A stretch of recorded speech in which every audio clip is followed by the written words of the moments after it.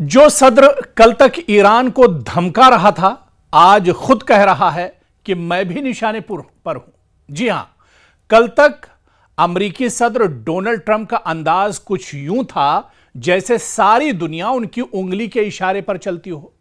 लहजा ऐसा कि जैसे ईरान को नक्शे से मिटा देना सिर्फ एक बटन दबाने का खेल हो, और दावा ऐसा कि जैसे तेहरान की क़यादत, फौज, बंदरगाहें, रास्ते सब कुछ उनकी मुट्ठी में हो। लेकिन अब तस्वीर जरा बदली बदली लग रही है। वही ट्रंप जो खुद को ताकत, धमकी और दबाव की सियासत का सबसे बड़ा खिलाड़ी समझते हैं, अब दुनिया के सामने खड़े होकर गिड़गिड़ा रहे हैं, दुनिया के सामने खड़े होकर कह रहे हैं कि मैं भी जा सकता हूं, मैं भी मारा जा सकता हूं, मैं भी निशाने पर हूं, क्योंकि मैं ईरान का नंबर 1 टारगेट हूं। यह बयान दरअसल किसी और का नहीं, अमेरिकी सदर डोनाल्ड ट्रंप का है। डोनाल्ड ट्रंप का डर आप सिर्फ देखिए, उनकी परेशानी सिर्फ आप देखिए। डोनाल्ड ट्रंप की परेशानी का जिक्र हमने कई बार अपने वीडियोस में किया है, कई बार हमने जो स्टोरियां की हैं, कई अपने एक्सप्लेनर्स किए हैं, उसमें हमने आपको बताया है। और अगर लगातार हमारे वीडियोस आप देखते होंगे तो आप ये महसूस करेंगे कि हमने डोनाल्ड ट्रंप की परेशानी, उनका जो डर है, उसके बारे में कई बार बताया और इसकी कई वजह हैं। लेकिन सबसे पहले जो हालिया बयान डोनाल्ड ट्रंप का आया है कि वो ईरान के टारगेट पर हैं और उनका काम तमाम हो सकता है, ईरान उन्हें खत्म कर सकता है, ये जो एक डर डोनाल्ड ट्रंप के अंदर बैठा हुआ है, आज इस पर हम बात करेंगे। और आप देखिए कि डोनाल्ड ट्रंप के इसी बयान से, यहीं से पूरी कहानी का रुख बदल जाता है। यह जुमला सिर्फ एक बयान नहीं, बल्कि ऐसा लगता है जैसे ताकत के ऐवान से पहली बार बेयकीनी की हल्की सी लर्जिश सुनाई दी हो। उर्दू का एक मुहावरा है कि जो दूसरों के लिए गड्ढा खोदता है, कभी कभी खुद भी किनारे पर फिसल जाता है। और इस वक्त ट्रंप की हालत कुछ ऐसी ही दिखाई दे रही है। कल तक जो ईरान को डरा रहे थे, आज खुद अपनी जान के खतरे का जिक्र कर रहे हैं। रिपोर्ट्स के मुताबिक नेटो समिट के बाद गुफ्तगू करते हुए ट्रंप ने कहा कि वो ईरान के नंबर 1 टारगेट हैं। यहां तक ये भी बोल गए कि मैं भी गया तो, या मैं भी खत्म हो सकता हूं। यह बयान ऐसे वक्त आया है जब अमेरिका और ईरान के दरमियान ताजा हमलों, जवाबी कार्रवाइयों और जंगी बयानबाजी ने कशीदगी को नई बुलंदी पर एक तरह से पहुंचा दिया है। क्योंकि ये वही ट्रंप हैं जो अक्सर मिसाइलों की जबान में बात करते हैं, सिफारत को धमकी के साथ मिलाते हैं और हर बहरान में खुद को फातेह दिखाने की कोशिश करते हैं। लेकिन इस बार उनके जुमले में एक अजीब सा तजाद है। एक तरफ वो ईरान को खत्म कर देने, सख्त जवाब और फौरी कार्रवाई की बात करते हैं, तो दूसरी तरफ खुद ही मान रहे हैं कि ईरान उनके पीछे है और वो खुद भी निशाने पर हो सकते हैं। यानी मामला कुछ ऐसा हो गया कि मुंह में ललकार और दिल में धड़कन, या यूं कहिए कि ऊपर से शेर और अंदर से खतरे की खबर। सियासी तौर पर देखा जाए तो हां, यह सवाल सबसे अहम है, क्योंकि आलमी सियासत में अल्फाज भी हथियार होते हैं। और सद्र जब यह कहता है कि मैं उनका नंबर 1 टारगेट हूं, तो वो दरअसल 3 पैगामात एक वक्त दे रहा होता है, बैक वक्त 3 पैगाम दे रहा होता है। नंबर 1 ये कि खतरे को वो एक तरह से जाती बना रहा है, यानी जंग अब सिर्फ अमेरिका बमुकाबला ईरान नहीं रही, बल्कि ईरान बमुकाबला ट्रंप की शक्ल भी अख्तियार करती दिखाई दे रही है। यह अंदाज ट्रंप की सियासत का पुराना हथियार है, हर बड़े मामले को जाती जंग में बदल देना। दूसरा पॉइंट यह कि वो ताकत दिखाते दिखाते खौफ का शिकार भी बन बैठे। अगर कोई रहनुमा मुसलसल यह कहता रहे कि हमने उनके लीडर खत्म कर दिए, हमने उनको झुका दिया, हम उन पर भारी हैं, और फिर साथ ही यह भी बोल दे कि मैं भी मारा जा सकता हूं, तो सवाल पैदा होता है कि आखिर इतनी बड़ी ताकत के सद्र को यह वजाहत देने की जरूरत क्यों पेश आई।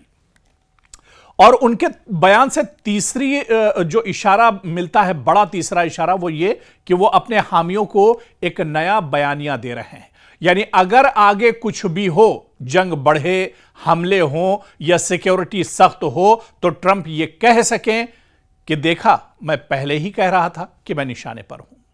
तो दरअसल ये वही ट्रंप है ना जो कल तक ईरान को कमजोर बता रहे थे?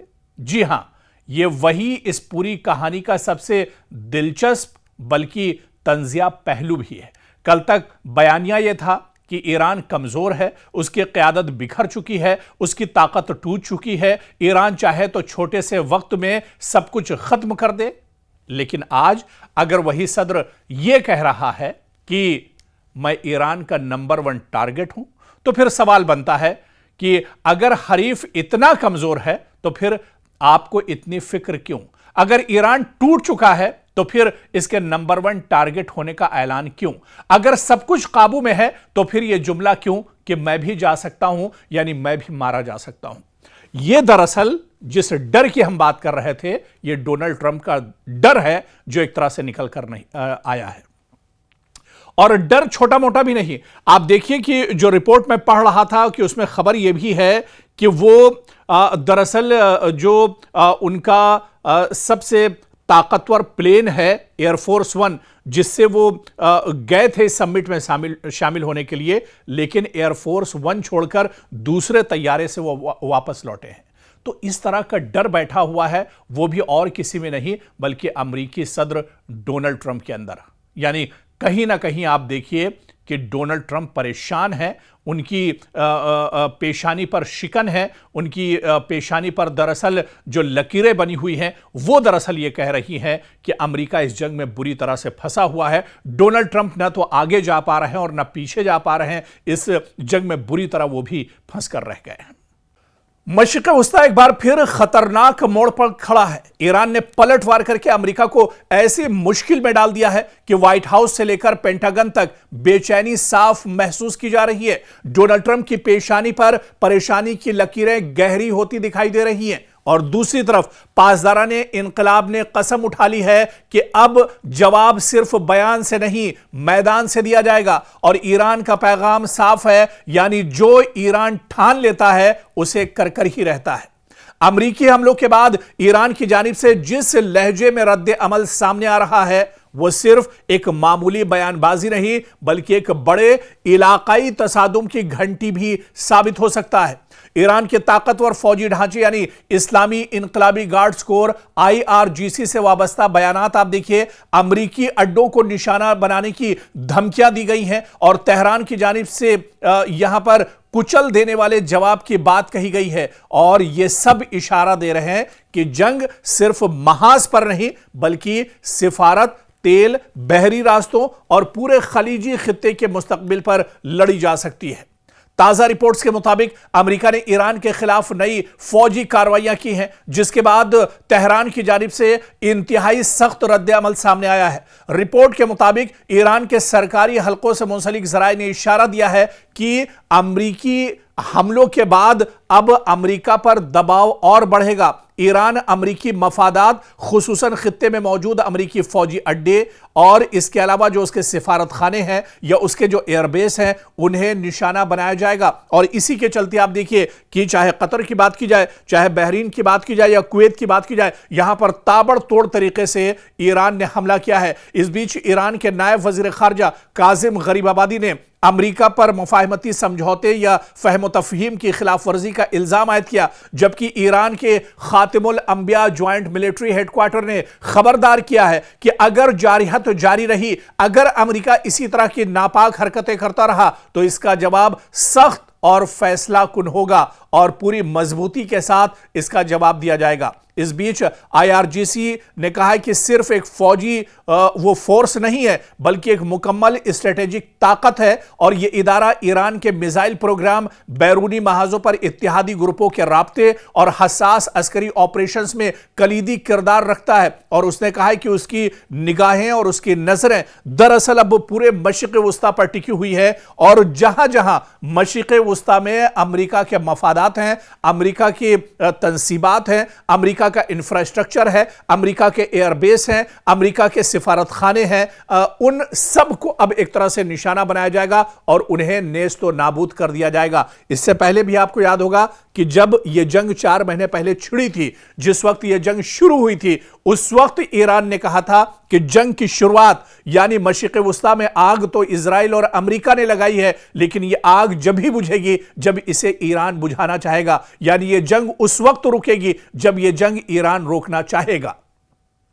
तो एक बार फिर से आप देखिए कि जहां पर बातचीत की मेज पर आने की कोशिश पाकिस्तान कर रहा था और वो चाह रहा था कि मशरिक़ वुस्ता में हालात बेहतर हों, अमेरिका और ईरान मेज पर आए, बातचीत का दौर भी शुरू होता है, लेकिन फिर अमेरिका दरअसल उसका जो नापाक चेहरा है वो सामने आ जाता है और अचानक ईरान पर वो हमले शुरू कर देता है।